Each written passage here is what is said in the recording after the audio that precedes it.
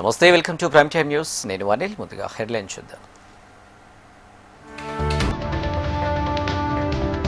లోక్సభలో సుప్రీంకోర్టు జడ్జిల పెంపు బిల్లుకు గ్రీన్ సిగ్నల్. చర్చ లేకుండానే మూజువాని ఓటుతో ఆమోదం.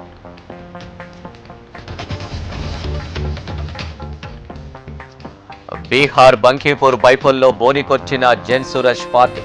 కమలం కంచుకోటను బద్దలు కొట్టిన ప్రశాంత్ కిషోర్.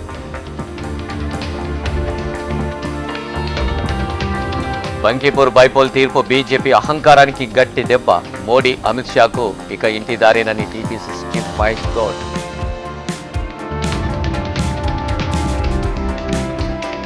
కర్ణాటక కేబినెట్ విస్తరణ, 12 మంది కొత్త మంత్రుల ప్రమాణ స్వీకారం. క్షణాల్లో మారిన లిస్ట్. అసంతృప్తుల 2 ఎమ్మెల్యేల రాజీనామా.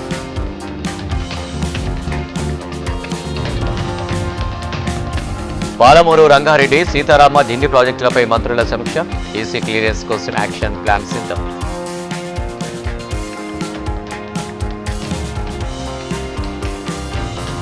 రెండేళ్లలో తెలంగాణకు సీఎం రేవంత్ చేసిందేమీ లేదు. అన్ని రంగాల్లో రాష్ట్రం వెనక్కి వెళ్లిందన్న కేటీఆర్.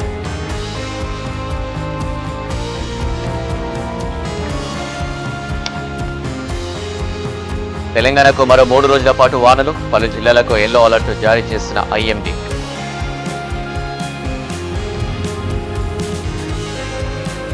సీఎం అంటే కరప్షన్ మేనేజర్, ఎమ్మెల్యే అంటే మనీలా లూటింగ్ ఏజెంట్. కాంగ్రెస్ ప్రభుత్వం అవినీతిమయమైందన్న మహేశ్వర్ రెడ్డి.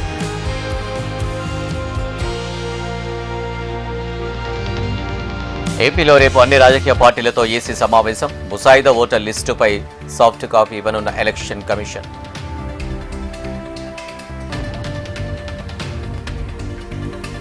కూటమిది అభివృద్ధి, ప్రతిపక్షానిది రౌడీయిజం. వైసీపీ అరాచకాలు మానుకోవాలన్న మంత్రి పార్థసారథి.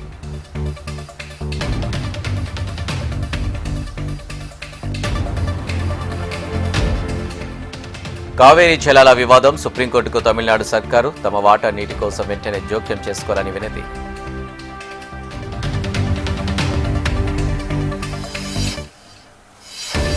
నేటి నుంచి ఇరాన్, అమెరికా మధ్య చర్చలు. దాడుల కంటే దౌత్యం వైపే మొగ్గు చూపామన్న ట్రంప్.